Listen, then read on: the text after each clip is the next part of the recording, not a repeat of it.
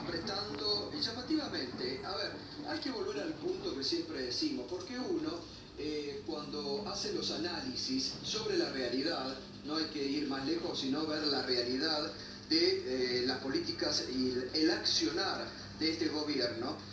El gobierno de Mauricio Macri, desde el 10 de diciembre del 2015, cuando asumió, puso la vara ellos mismos muy alto sobre distintos puntos de la actualidad. Decía Mauricio Macri el 10 de diciembre del 2015, cuando asumió, que ellos eran lo nuevo en la política, lo distinto, venían a dialogar, a transparentar, a hacer todo el bien, todo nuevo en la política.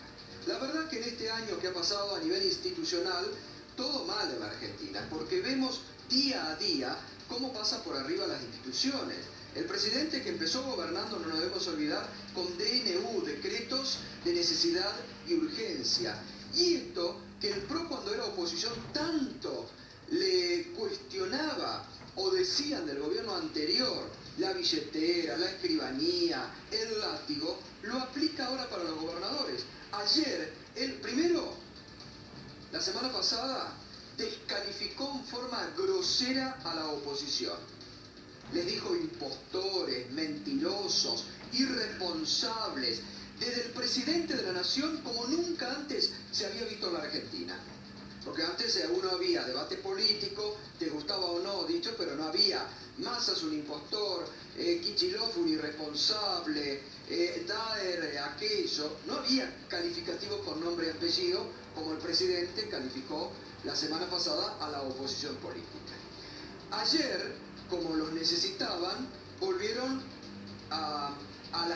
volvieron con Massa, un ministro que tendió puente, bueno, no, está bien, son cosas de la política, podemos hablar, te necesitamos, un ministro con Massa ayer.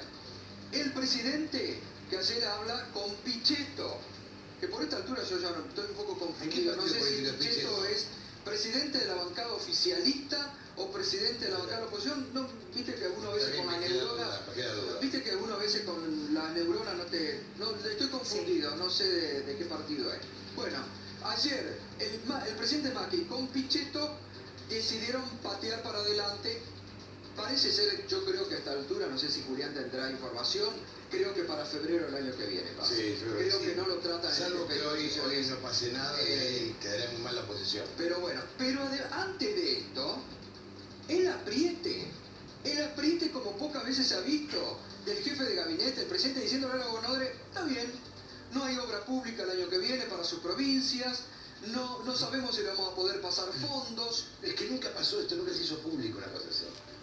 Pero aparte lo dicen públicamente, lo aprietan públicamente, y la verdad, poca dignidad de muchos gobernadores que son votados por el pueblo en ir a defender lo suyo. El rol de Urtubey en este caso, ayer me llamó la atención. Bueno, Urtubey, convengamos que piensa igual que Macri, digamos.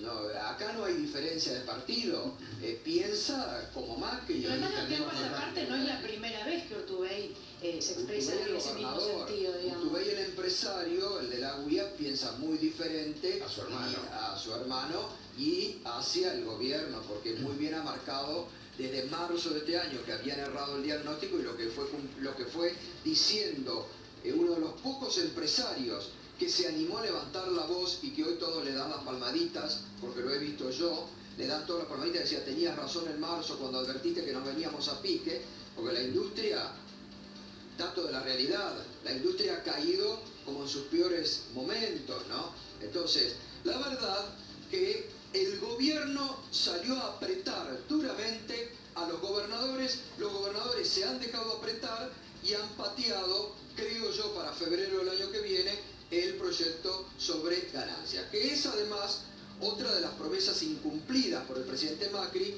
que en campaña se comprometió ante el electorado a eliminar este impuesto, ¿no? Bueno, yo te iba a resaltar eso, Gato, simplemente porque calificaron Vidal y muchos más de ilógica esta propuesta. Sí, de irresponsable. De irresponsable, ¿no? Entonces la pregunta es, ¿y cuando en campaña se proponía directamente eliminarlo, no subir el mínimo no imponible y financiarlo de otra manera?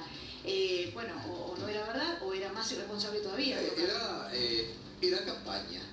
Era campaña, como muchas de las promesas de campaña que no se han cumplido. Ahora, Gato, el sector va a quedar muy mal en el supuesto que no proteste la CGT. Si la CGT, ante esto, siendo que los tres son masistas, ante esto se callan la boca, van a quedar desnorteados ante... Porque, ¿sabe lo que pasa? Sí, totalmente, porque mira, la semana pasada hay encuestas.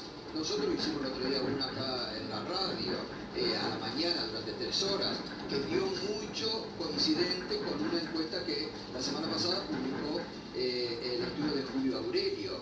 Julio Aurelio midió que el 67% de los argentinos consultados estaba a favor del proyecto aprobado por la Cámara de Diputados. El 67%. Entonces, la verdad que es un tema muy sensible. Ayer nosotros poníamos un caso en la radio. Pero Gustavo, a ver, digo, uno puede hacer una consulta popular, pero digo, ¿cuánto sabe la gente del esfuerzo fiscal que lleva y de la posibilidad de llevar adelante? Y la gente en el bolsillo, está bien, y el bolsillo tiene que garpar y el esfuerzo que tiene que hacer un ciudadano para llegar a fin de mes, eso no está contemplado. Sí, bueno, a ver, por supuesto que sí. Coincido en que el presidente prometió algo que no termina cumpliendo en el primer año de mandato, a pesar de que dice que se supone que lo va a ir cumpliendo a lo largo de los próximos años. Primero piensan en las mineras, pero sí no piensan en los ojeros, piensan en los grandes... ¿Cómo? No, esto forma parte de la política. No, hubo apriete.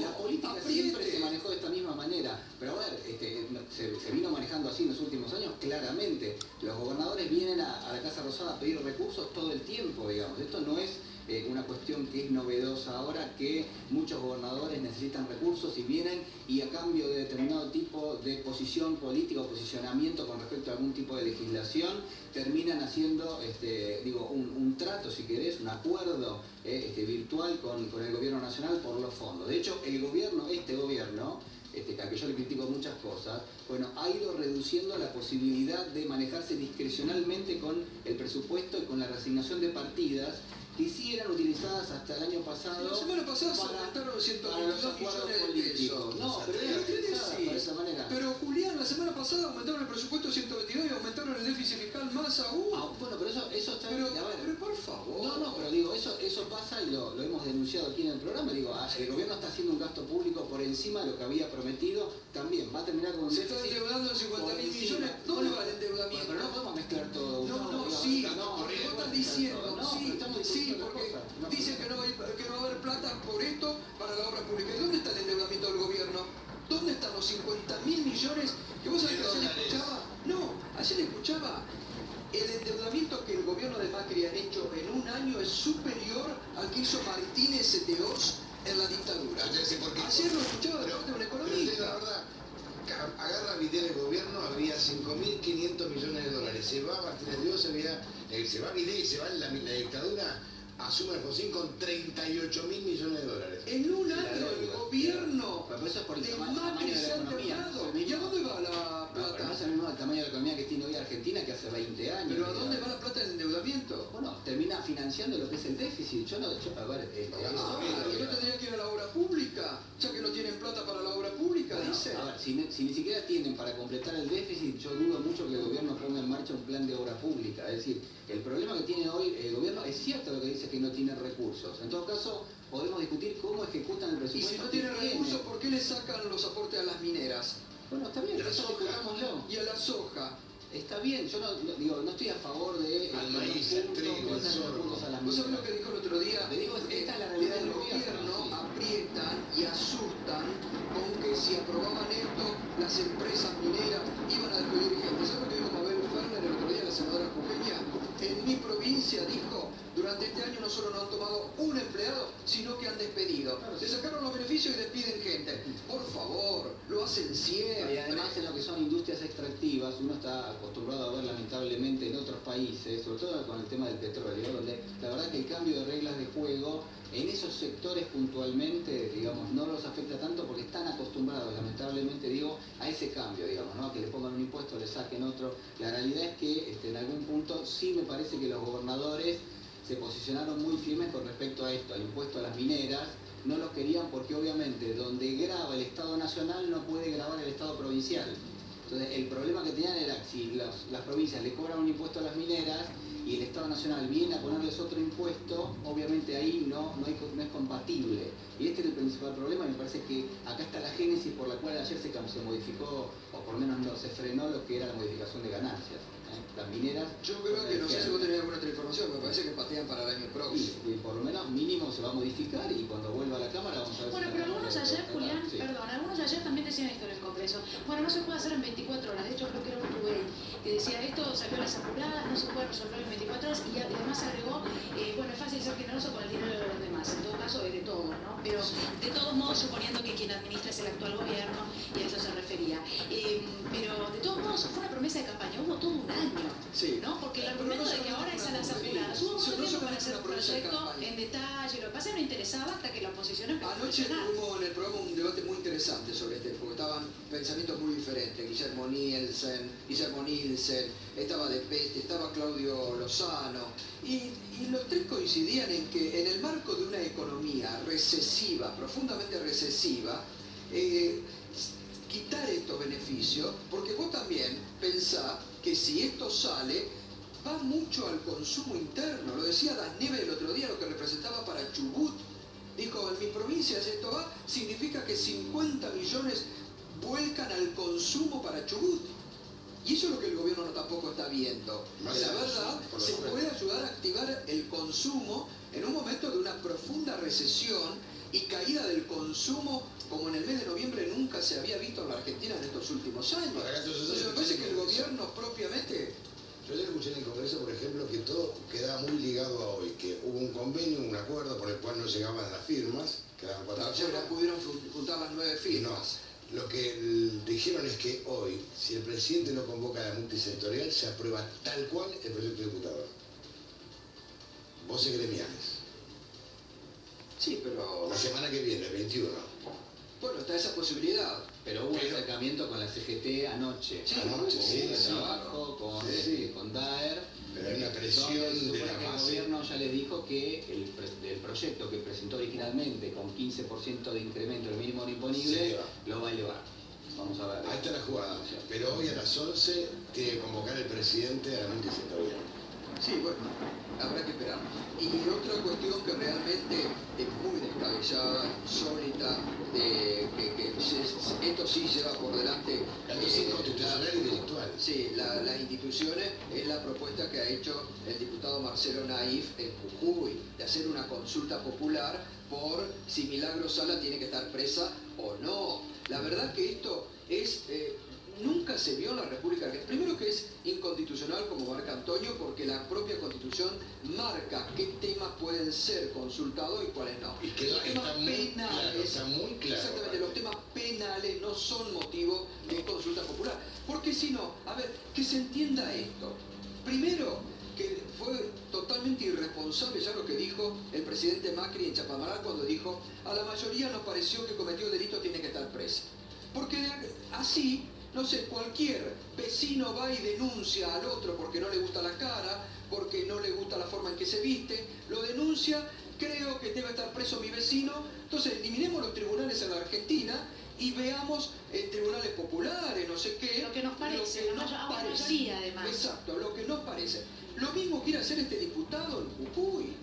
Quiere consultar al pueblo de Jujuy si les parece que Milagro Sala tiene que estar presa o tiene que estar en libertad. Esto realmente... No sé, no entran calificativos. Es descabellado. Digo, ¿dónde están los defensores de la República que se rasgan las vestiduras frente a esto que es una barrabasada? Es arrasar con la institucionalidad. Porque yo digo, hoy no va a haber ningún integrante de la Suprema Corte de Justicia de la Nación que ponga un poco de claridad y que diga, no, muchachos, un momentito, ¿qué estamos haciendo? ¿Qué es lo que estamos? ¿Para qué está la justicia? Yo esta mañana hablé en Radio 10 con el diputado. Decía, no, porque queremos que la gente decida, Y ya fíjense además cómo se alimenta el revanchismo. Decía, no, porque esta chorra tiene que estar presa, esta corrupta. Estos son los términos que utilizaba el diputado, ya condenando sin que la justicia haya condenado. Esta chorra tiene que estar presa. Esta corrupta, que es Milagro Sala, tiene que estar presa. Pero ¿sabés cuál es el... ¿Y dónde dejamos la justicia que actúe? Pero ¿sabés cuál es el peor error que comete Gerardo Morales permitiendo ese tipo de cosas? Que deja ya por sentado que Milagro Sala es una presa política. Bueno, claro. Sí, ya él dijo... Acá ya lo publicó, es una presa política. No, pero él dijo... Él dijo, no la voy a no voy liberar. a liberar a esta mujer. Lo dijo Morales. Es el rey, es Lo el dijo, rey. ¿eh? Es el rey, el soberano. Bueno, él dijo, no voy a liberar a esta mujer.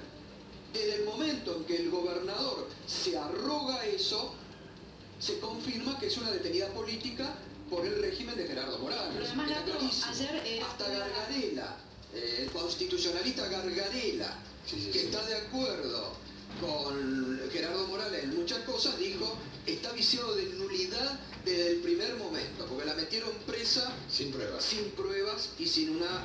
y vos no podés